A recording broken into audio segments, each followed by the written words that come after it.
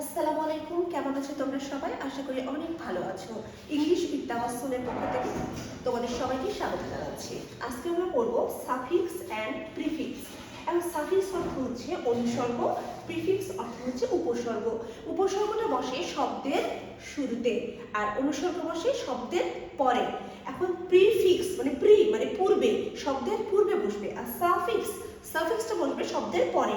এখন দেখো এখানে একটু বোঝার জন্য দিয়েছি হ্যাপিটা হচ্ছে রুট ওয়ার্ড বা মূল শব্দ। হ্যাপি মানে সুখী। এই হ্যাপির সাথে কি যুক্ত হয়েছে? হ্যাপির সাথে যুক্ত হয়েছে আন, এই প্রিফিক্সটা যুক্ত হয়েছে। তাহলে আনটা কি? প্রিফিক্স। আন প্লাস হ্যাপি কি হলো? আনহ্যাপি। হ্যাপি মানে সুখী আর আনহ্যাপি মানে অসুখী। তাহলে আমরা নিশ্চয়ই বুঝতে পারছি যে এখানে সাফিক্সের বা প্রিফিক্সের কাজ কি। সব প্রিফিক্সের কাজ হচ্ছে শব্দের শুরুতে বসে নতুন একটা শব্দ গঠন করা, এটাই হচ্ছে প্রিফিক্সের কাজ। এবার সাফিক্স দেখো, হ্যাপি, আমাদের মূল শব্দ বা রুট ওয়ার্ড হচ্ছে হ্যাপি। হ্যাপির সাথে কি বসেছে? নেস, হ্যাপিনেস। হ্যাপিনেস এই সাফিক্স বসেছে, এটা প্রিফিক্স না, এটা সাফিক্স। তাহলে মূল শব্দ হচ্ছে কি? রুট ওয়ার্ড হলো হ্যাপি, আর এটা হচ্ছে সাফিক্স। তাহলে রুট ওয়ার্ড হ্যাপির সাথে সাফিক্স বসেছে নেস। হ্যাপিনেস দিয়ে কি আসছে? সুখ। তাহলে হ্যাপিনেস অর্থ হলো সুখ।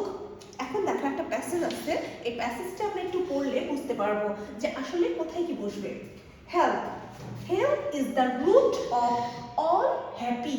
তাহলে স্বাস্থ্য হলো সকল সুখীর মূল নাকি সুখের মূল? হ্যাপি মানে সুখী, যে ব্যক্তিটা সুখী তাকে বলা হয় হ্যাপি। আর হ্যাপিনেস মানে সুখ। তাহলে স্বাস্থ্য হলো সকল সুখের মূল। তাহলে এখানে কি হবে? আমাদের এই হ্যাপিনেসটা হবে,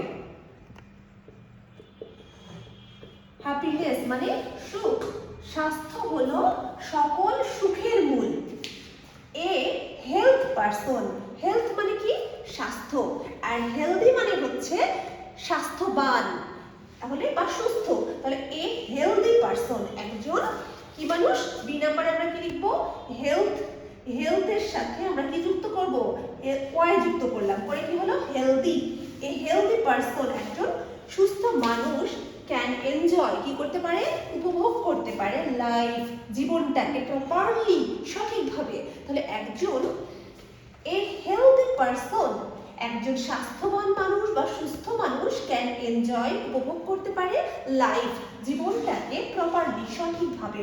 টু কিপ ফিট, ফিট থাকার জন্য we should eat nutrition. Nutrition অর্থ হচ্ছে পুষ্টি। নিউট্রিশন অর্থ হচ্ছে পুষ্টি, এখানে রুট ওয়ার্ডটা হচ্ছে নিউট্রিশন। তাহলে টু কিপ ফিট আমাদের ফিট থাকার জন্য উই শুড আমাদের উচিত ইট খাওয়া, কি খাওয়া উচিত? নিউট্রিশন, পুষ্টি খাওয়া উচিত। তা পুষ্টিকর খাবার খাওয়া উচিত, অবশ্যই পুষ্টিকর খাবার খাওয়া উচিত। তাহলে নিউট্রিশিয়াস অর্থাৎ পুষ্টিকর। তাহলে আমরা মানেটা যখন করব তখন উই শুড আমাদের উচিত ইট নিউট্রিশন ফুড, পুষ্টি খাবার খাওয়া উচিত না, এটা হবে পুষ্টিকর খাবার খাওয়া উচিত। তাহলে পুষ্টিকর হচ্ছে কি? নিউট্রিশিয়াস, পুষ্টিকর খাবার খাওয়া উচিত। অ্যান্ড টেক এবং কি করতে হবে? নিতে হবে ফিজিক্যাল এক্সারসাইজ, কি করতে হবে? শরীর চর্চা করতে হবে, ব্যায়াম করতে হবে রেগুলারলি, নিয়মিত ভাবে। মেনি পিপুল আর কেয়ার, কেয়ার মানে কি? যত্ন। অনেক মানুষ যত্ন, অ্যাবাউট দেয়ার হেলথ, তাদের স্বাস্থ্য সম্পর্কে যত্ন, নাকি স্বাস্থ্য সম্পর্কে যত্নবান। অনেক মানুষ হচ্ছে যত্নবান। তাহলে কেয়ার মানে কি? যত্ন। এখানে লিখছি কেয়ার অর্থাৎ যত্ন, আর কেয়ারফুল যত্নবান। যারা স্বাস্থ্য সম্পর্কে সচেতন তাকে বলা হয় কেয়ারফুল, যত্নবান। অ্যাবাউট দেয়ার হেলথ, তাদের স্বাস্থ্য সম্পর্কে। হুইচ ইজ ভেরি হার্ম, যেটা খুবই ক্ষতিকর। নো, এখানে দেখো এই যে পুরো সেন্টেন্সটা যখন আমরা বলছি তখন কিন্তু মানেটা অন্যরকম হয়ে যাচ্ছে। হার্ম মানে ক্ষতিকর, তার মানে এটা আমার অপোজিট ওয়ার্ড হবে। মেনি পিপুল আর কেয়ারফুল হবে না, এখানে হবে কেয়ারলেস। কেয়ারলেস মানে অসচেতন বা যত্নবান নয় এরকম। অ্যাবাউট দেয়ার হেলথ, তাদের স্বাস্থ্য সম্পর্কে তারা অবহেলা করে বা অসচেতন। হুইচ ইজ ভেরি হার্ম, ক্ষতি নাকি ক্ষতিকর, তাহলে ক্ষতিকর যদি হয় তাহলে কি হবে হার্মফুল, যেটা খুবই ক্ষতিকর। আমরা যদি এই সেন্টেন্সটা পুরোটা এই পর্যন্ত না পড়তাম তাহলে আমরা কি লিখতাম এখানে কেয়ারফুল, যত্নবান, কিন্তু এই কথাটা বিপরীত শব্দ বোঝাচ্ছে, এই জন্য কি হবে হার্মফুল। ক্লিনলিনেস, পরিচ্ছন্নতা ইজ অলসো ভেরি ইম্পর্টেন্স, তাহলে ইম্পর্টেন্স মানে কি গুরুত্ব, আর ইম্পর্টেন্ট মানে গুরুত্বপূর্ণ। তাহলে ক্লিনলিনেস পরিচ্ছন্নতা ইজ অলসো ভেরি, পরিচ্ছন্নতাটাও কি খুবই গুরুত্বপূর্ণ ফর এ হেলদি লাইফ, একটা সুস্থ জীবনের জন্য। তাহলে ইম্পর্টেন্সের জায়গায় আমরা কি লিখবো ইম্পর্টেন্ট, আমরা কি লিখবো বলতো ইম্পর্টেন্ট মানে গুরুত্বপূর্ণ। এখন দেখো তাহলে জি নাম্বার आंसर হবে ইম্পর্টেন্স মানে হলো গুরুত্ব,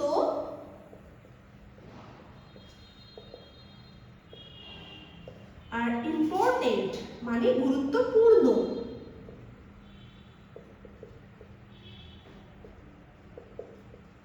গুরুত্বপূর্ণ, আমাদের উত্তরটা হবে important. Cleanliness is also very important, পরিচ্ছন্নতাও খুবই গুরুত্বপূর্ণ ফর এ হেলদি লাইফ, একটি সুস্থ জীবনের জন্য। অ্যান্ড অনেস্ট ডক্টর, একজন সৎ doctor always tries to help patient sincerely. এখানে অনেস্ট হচ্ছে অনেস্টি থাকবে, কারণ অ্যান আছে এখানে, দেখো অ্যান এর পরে এইচ এর উচ্চারণটা কিসের মতো হয় অ এর মতো হয়, তাহলে এটা ভাওয়াল সাউন্ড ধরে নিতে হবে, এজন্য এখানে অ্যান দিয়ে দিয়েছে আগে। অ্যান অনেস্ট ডক্টর, একজন সৎ ডাক্তার অলওয়েজ সব সময় ট্রাইজ চেষ্টা করে টু হেল্প সাহায্য করতে পেশেন্টস কাদের তার রোগীদের সিনসিয়ারলি আন্তরিকতার সাথে। অন দ্য আদার হ্যান্ড, অপর পক্ষে, এবার কি ড্যাশ ইররেগুলার, রেগুলার লেখা আছে, regular in eating and sleeping cause illness, আর ইররেগুলার ইন ইটিং মানে অনিয়মিত খাদ্যাভ্যাস এন্ড স্লিপিং এবং অনিয়মিত ঘুম কজেস ইলনেস, কিসের কারণ অসুস্থতার কারণ। তাহলে দেখো এখানে অন দ্য আদার হ্যান্ড বিপরীতে, তার মানে এখানে আমাকে অবশ্যই নেগেটিভ কথাটাই বলতে হবে।